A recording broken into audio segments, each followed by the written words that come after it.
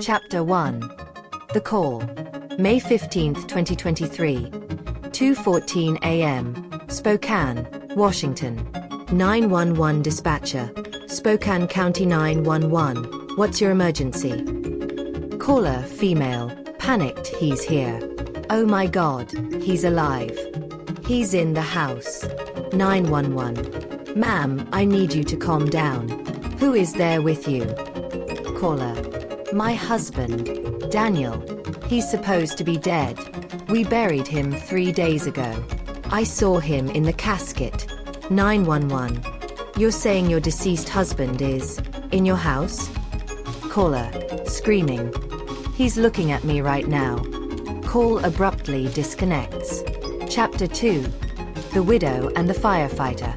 Just 3 days earlier, Hannah Reeves buried her husband, Daniel Reeves, a 35-year-old Spokane firefighter who had died in a fatal car crash off I-90. The coroner ruled it accidental trauma. The body was identified through dental records due to extensive burns. The community mourned. Local news aired his memorial. Hannah collapsed at the casket, sobbing. But early on May 15th, everything changed. Responding officers arrived at Hannah's South Hill residence within 6 minutes of the call. They found her alone in her living room, trembling, with a fire poker clutched in both hands. There was no sign of forced entry. No intruder. Nothing was stolen. But Hannah insisted, again and again. He was standing there. He said my name. He walked into the hallway. I know my husband. That was Daniel. Chapter 3. He was already buried. Daniel's death had been ruled clean-cut.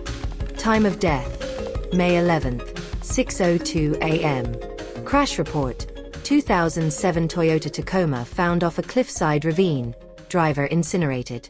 Body identification. Dental records confirmed. Funeral date, May 12th, closed casket. Burial site, Greenwood Memorial Terrace, Section 8A. 3 days after a public funeral with over 200 attendees, Hannah was claiming the dead had come home. Chapter 4. What the cameras saw. Detectives pulled Ring camera footage from a neighbor's front porch. At 2:03 a.m., roughly 11 minutes before Hannah's 911 call, a male figure appears on the sidewalk in front of her home. Tall, broad-shouldered, slight limp on the left leg. He stops, turns, looks directly at the camera. The face, when zoomed, bore an uncanny resemblance to Daniel Reeves, the same jawline, widow's peak, and firefighter uniform jacket. But Daniel was buried 6 feet deep. Chapter 5. The phone that shouldn't work. Police requested access to Daniel's phone, which had supposedly been destroyed in the car fire. That night, Hannah received 2 messages from Daniel's known number. Message 1, 2:06 a.m. Are you awake? Message 2, 2:08 a.m. I'm outside. Please don't be afraid. The number was traced. The phone pinged a cell tower only 0.3 miles from the house. But no signal had been registered from that SIM card since Daniel's death. Until now. Phone carrier logs showed a brief reactivation of the line between 2:04 a.m. and 2:14 a.m., with the same IMEI code tied to Daniel's original device. Chapter 6. A body that wasn't there. The Spokane PD requested an emergency court order to exhume Daniel's casket. They expected a forensic mistake. Maybe a misidentified body. On May 17th, at 9:42 a.m., the casket was opened. It was empty. No body. No decay. No residue. The inside of the coffin was clean, as if nothing had ever been placed inside. Daniel's corpse had vanished. Chapter 7. Witnesses start to remember. 2 neighbors came forward with separate reports. Mrs. Gloria Farnsworth, 78, said she saw Daniel walking past her porch on May 14th around 10 p.m. He even waved, she claimed. He used to help me with groceries. I know that boy. Rick Tanaka, 41, a UPS driver and family friend, said he thought he saw Daniel in the rearview mirror of his truck. He ducked behind the hedge. I called out to him. No one was there when I checked. Neither witness had spoken publicly out of fear of sounding crazy. But now, it wasn't just Hannah. Chapter 8. The voicemail from tomorrow. At 3:17 p.m. on May 16th, Hannah received a voicemail from Daniel's number. The timestamp showed 3:17 p.m. on May 17th, nearly 24 hours in the future. The recording. Voicemail. Distorted male voice. I'm not supposed to be here. They made a mistake. You weren't supposed to see me yet. Stay home tonight. Please. The voice was undeniably Daniel's. Hannah confirmed it. So did Daniel's brother, Mike Reeves. But who was they? And what mistake had been made? Chapter 9. Police Intervention and Paranormal Suspicion. Detective Miriam Cordell, a seasoned Spokane investigator, officially filed a request to consult Dr. Eli Barrett, a forensic psychologist specializing in mass psychogenic events, aka shared hallucinations. Dr. Barrett found no sign of delusion or trauma-induced psychosis in Hannah. She believes what she saw, he wrote, and the digital evidence doesn't lie. Forensic techs had no explanation for the SIM card activity or the motion-activated camera. Chapter 10. Surveillance goes dark. A final ring cam capture at 3:39 a.m., May 17th showed Daniel standing in the Reeves' backyard, motionless, staring up at their bedroom window. Seconds later, the feed cut to static. When police arrived less than 20 minutes later, they found no prints, no tracks, and no evidence of forced entry. But Hannah was missing. The back door was wide open. A note had been left on the kitchen counter. Don't be afraid. I remember now. The broadcast no one made. The following morning, a police technician monitoring internal dispatch frequencies intercepted a 911 call that never officially entered the system. Unlogged dispatch call. Male voice. Daniel. I have her. She's safe. But we're not done yet. They're still watching. Static. End transmission. The origin of the call? Spokane County Fire Department Station Number 7. Daniel's old post. That station was decommissioned in 2019. Chapter 11. The second 911 call. May 15, 2023. 11:06 p.m. Dispatch received another call. It came from a landline registered to Hannah Reeves' home. But the house was sealed. No one inside. Power disconnected. Yet the voice on the line was unmistakable. He's burning again, Hannah whispered. Ma'am, who is? Daniel. He's not alone this time. A low, crackling noise grew louder in the background, like paper being torn slowly. Then the call was cut out. Officers rushed to the house. No fire. No damage. But in the center of the kitchen table, there was a pile of fresh ashes, still warm.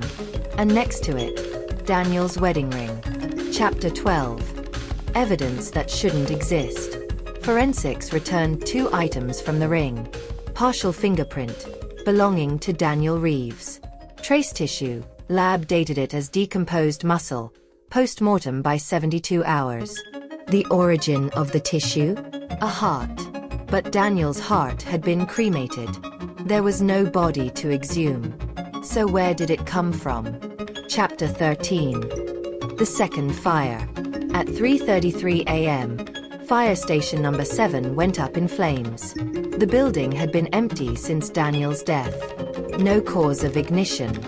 No surveillance footage. But one fireman claimed he was walking his dog nearby and saw something before the blaze. It was a woman, he said, in a nightgown.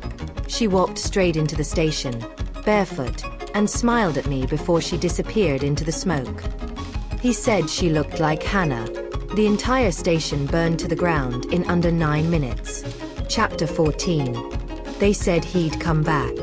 That morning, Spokane police received a sealed envelope with no return address. Inside was a single piece of burned paper, handwritten in shaky red ink. Don't open the other graves. He wasn't the first. On the back, GPS coordinates. They led to a clearing behind the old hospital. Detectives found 7 mounds, each marked with initials.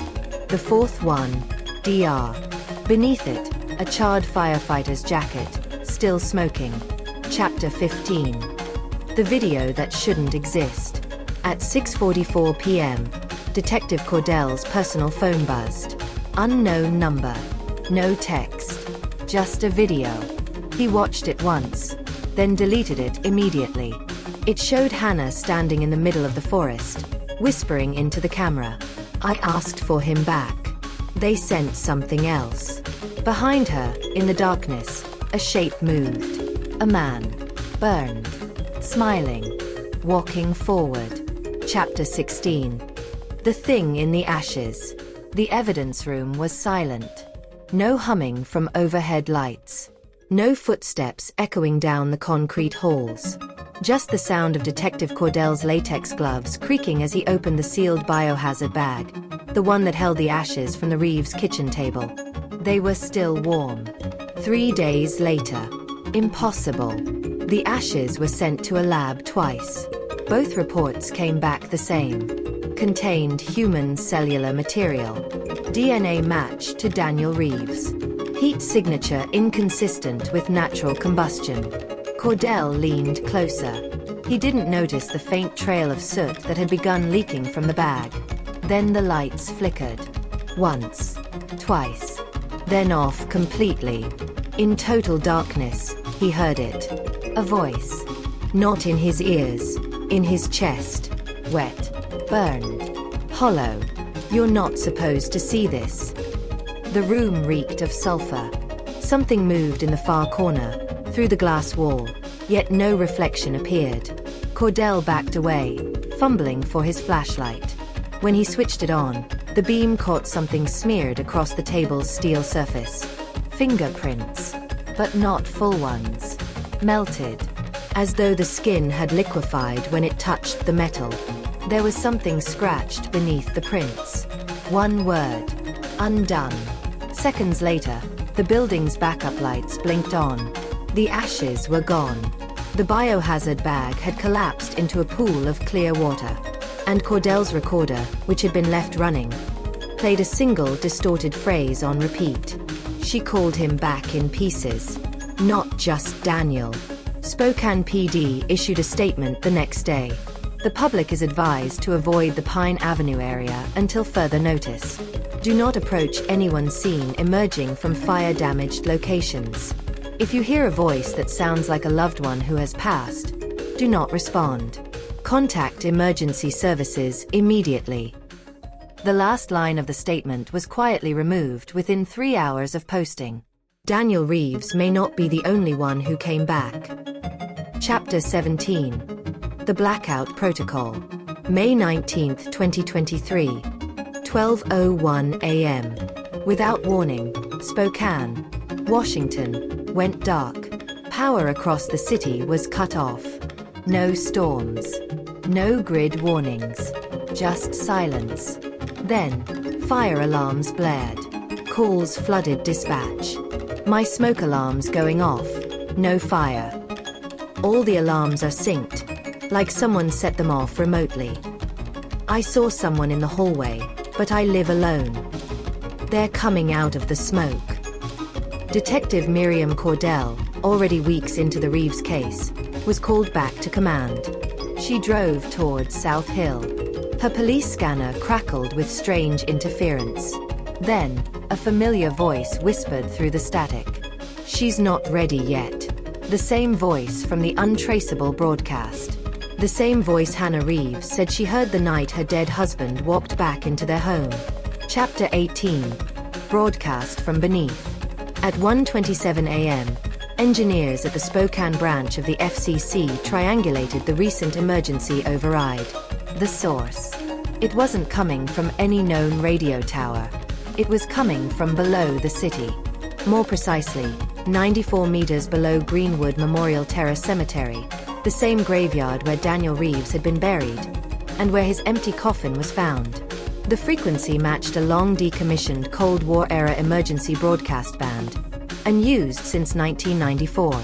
The last known use? An experimental resonance test site during a nuclear disaster drill.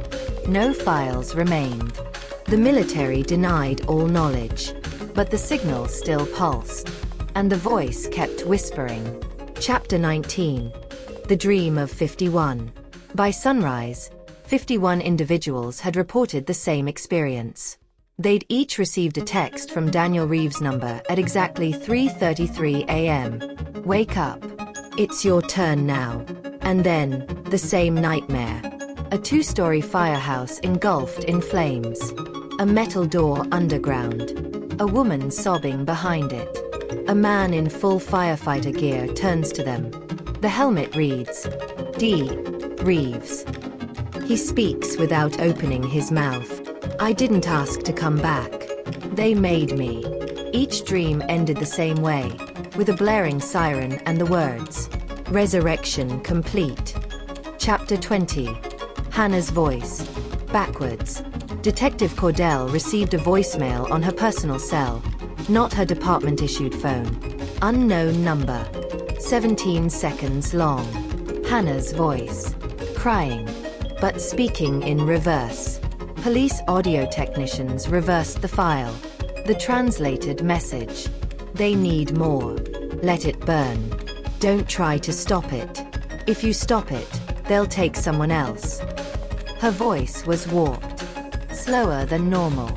As if time inside the recording didn't flow correctly. Cordell played the audio for Dr. Eli Barrett, the forensic psychologist overseeing the case. He paled. This isn't just a delusion. It's a transmission. Chapter 21. The Room of Ash. Police returned to the ruins of Fire Station Number 7. They descended into the sealed chamber discovered in Part 2, a hidden underground room. This time, the walls were covered in ash. Dozens of piles. Human-shaped.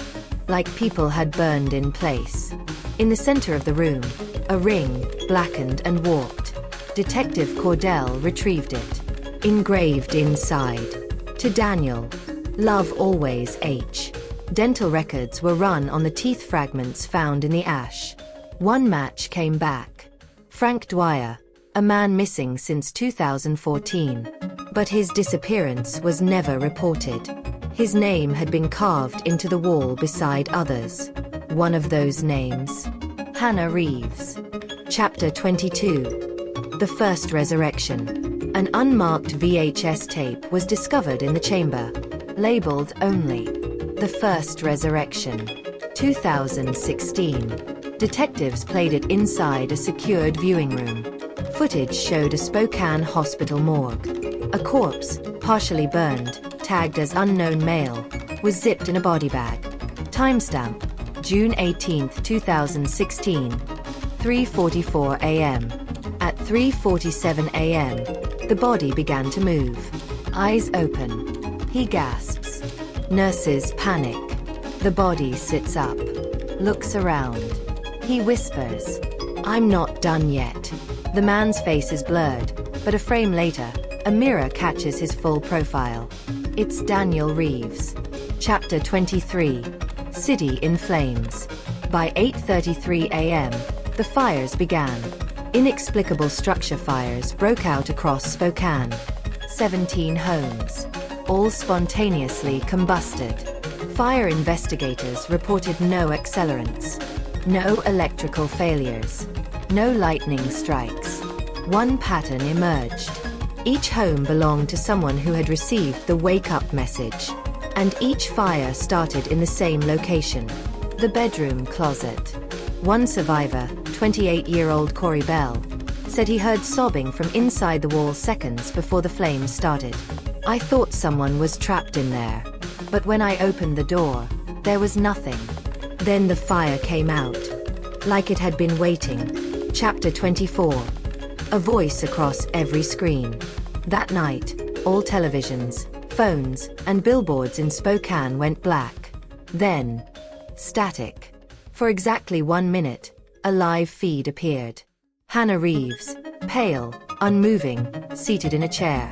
She looked directly into the camera. Eyes wide. Unblinking. She whispered, You should have let him rest. Then, a male figure stepped into frame. Daniel Reeves. Smiling.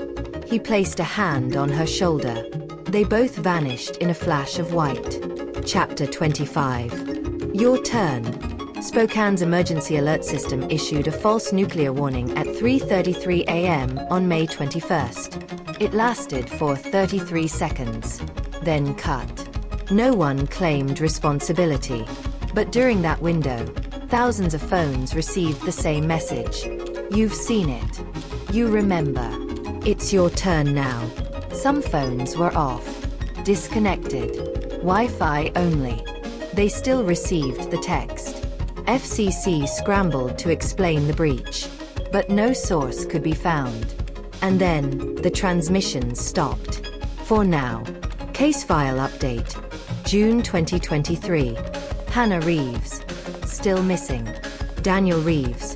Declared deceased. Unrecovered. Greenwood Memorial. Under investigation for structural anomalies.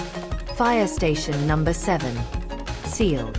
Reclassified by DHS. Detective Miriam Cordell submitted her final note before being placed on psychiatric leave. It wasn't a haunting. It was a broadcast. A resurrection isn't life. It's memory playing back. But what happens when the tape never ends? Audio warning. The following 911 recording may contain disturbing sounds and language. Listener discretion is advised. 911 operator. Spokane County 911. What's your emergency? Caller, unstable female voice. It's not him. He's wearing Daniel's skin. But he's not my husband. Please, he knows I know. He's trying to take me back down.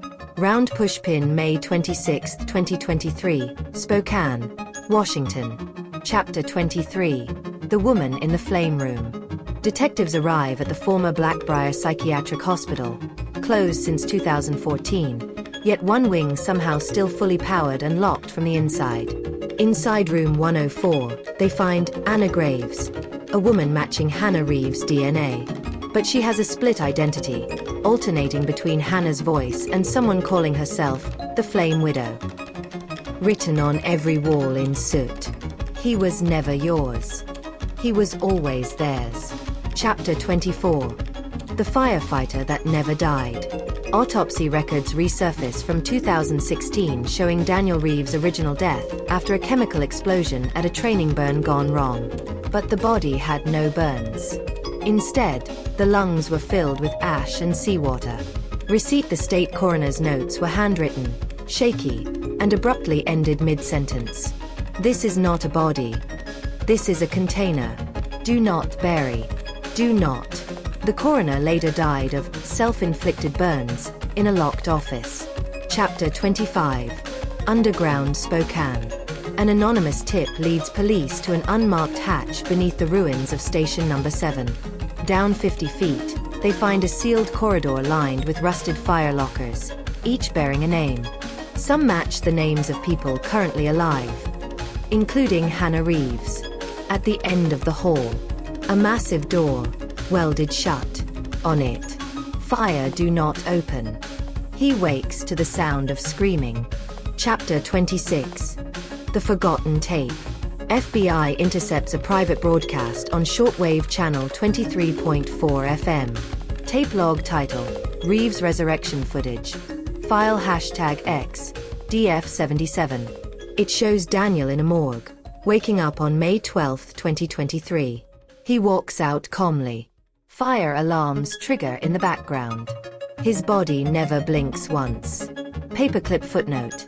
This tape was allegedly recorded in 2016, 7 years before the footage supposedly happened. Chapter 27. Flames That Talk. Across Spokane, buildings begin burning in patterns. Aerial drones detect the scorch marks forming a giant spiral, leading toward the old fire academy where Daniel first trained. Every building involved in the spiral matches properties once visited by the 51 people who received the wake-up text. Inside each fire scene, investigators find melted firefighter helmets, soot-covered wedding photos, One half-burned page that reads, "The exchange must continue. They must love who they lose." Chapter 28. Daniel's new voice. Daniel appears on a private live stream from a deleted user account called @BurnedMemory77. He speaks directly into the camera. "This isn't death. This is return. You buried me alive in memory. But fire remembers. And now Hannah burns with me." Behind him, a wall of missing persons flyers. Every one of them dated between 2015 and 2017, and all with a burned thumbprint in the top right corner. Suddenly, the screen glitches and cuts to black. Chapter 29. The final message. On May 31, 2023, every screen in Spokane lights up at 11:59 p.m. An emergency alert override plays for 22 seconds. On screen, Hannah, strapped to a gurney, eyes open but unblinking. A distorted male voice, possibly Daniel's, whispers, "You buried me. But you didn't bury the others. The next family loses theirs in 48 hours. Wake up. The fire spreads now." Screen fades to black. At 12:01 a.m., fire alarms blare across downtown Spokane. The power grid shuts down. And one final signal hits police radios, encrypted in Morse code. Part 5 begins. It lives in their love. He's not my husband. He's wearing Daniel's face, but he doesn't blink. He doesn't sleep. He knows I know. Final 911 call from Hannah Reeves. May 2023. A resurrected firefighter. A scorched spiral of homes. A wife institutionalized. And a city silently burning from the inside out. Now, one final tape has emerged, buried under Spokane's Fire Academy. And its contents could unravel everything. Chapter 30. The tape that should have stayed lost. June 2, 2023. FBI agents crack open a safety deposit box in the name of Lieutenant Charles Bowman, former chief of Spokane's Fire Training Division. Inside, a cassette labeled Exchange Number 0, the Reeves Test. A burned piece of turnout gear with the initials DR. A handwritten note. "You only get one resurrection. After that, they belong to him." They play the tape. Audio distortion. Then a man's voice. "This is Lieutenant Bowman. I am recording this in 2016. What we did to Daniel Reeves wasn't an accident. It was part of a series. An exchange. Firefighters give their lives every year. We needed a test subject who wouldn't be missed. Someone loved. But buried. Daniel died that day. But what came back? Remembers everything. Including the fire before time. We thought we were creating life. But he brought something back with him. Now it wants Hannah. Then silence. Chapter 31. Hannah's second escape. June 3, 2023. 2:14 a.m. Eastern State Hospital reports an escape. Hannah Reeves slips through a service tunnel, barefoot, wearing a paper gown. She leaves behind a burnt mattress spelling the words, "He sleeps in your regrets."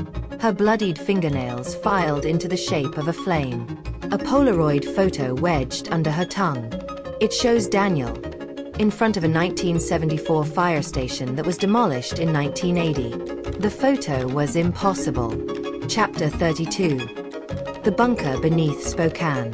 Detective Lynette Hale and Federal Agent Malik Torres discover a World War II-era bomb shelter below the Academy ruins. Inside, 53 sealed lockers, each tagged, "Exchange Complete." Scorched oxygen masks, still steaming. A shrine of fireproof photos. Every person who vanished in Spokane between 2015 to 2023. At the center, a vertical shaft with stairs spiraling downward. Spray painted in black. You can follow him. Or burn like the others. Chapter 33. The Flamewalker. At the base of the shaft, a sound, like boots walking across embers. And then, a figure, Daniel Reeves, standing barefoot in firefighter gear blackened beyond repair. But he's not breathing. He doesn't speak. He opens his mouth, and out pours soot, ash, and a child's voice. She was supposed to stay asleep. You brought her back. That breaks the rule. Now you burn for her. Suddenly, flames erupt upward from the shaft walls, but leave Hale and Torres untouched. Reeves smiles, and then vanishes in the smoke. Chapter 34. Wake call number 54. Across Spokane, at exactly 3:03 a.m., 54 phones buzz simultaneously with the same message. Wake up. He's in the walls now. Burn regret. Save her. Among the recipients, a grieving father whose son died in a 2022 fire. A nurse who assisted Daniel's autopsy. Hannah Reeves. All of them disappear within 24 hours. Chapter 35. The Firefighter's Bible. In a burned-out library where Daniel once studied, investigators find a red leather journal, blank on every page except one.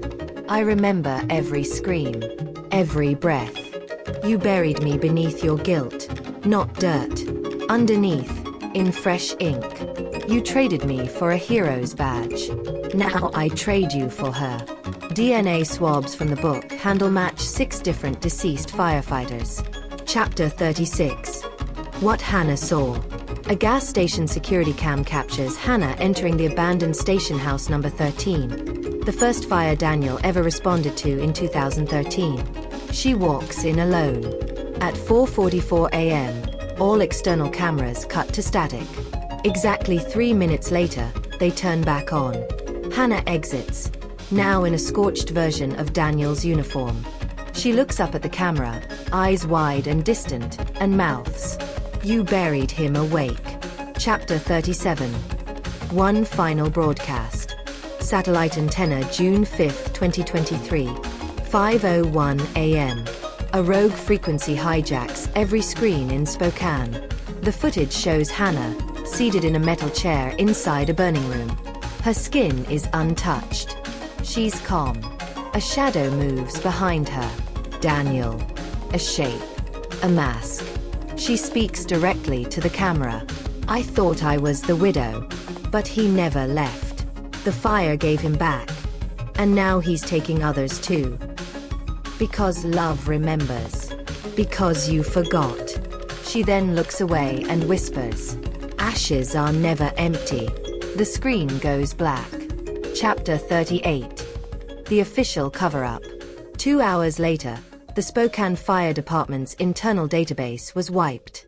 Every mention of Daniel Reeves is removed. News outlets go silent. Hannah is declared a fugitive. The FBI classifies the entire investigation under sovereign spiritual terrorism. Level Red. The files are sealed for 75 years. Final scene. The eternal alarm. 1 year later, May 2024. A new family moves into the rebuilt Fire Academy residence. At 2:03 a.m., their daughter wakes screaming, clutching a drawing. A man in fire gear. No face. No eyes. But a smile drawn in red crayon. On the bottom corner, she's written, "He lives on fire. He told me I'm next." Then the smoke alarms go off. No smoke. No fire. Just a faint sound in the walls. Breathing. The end.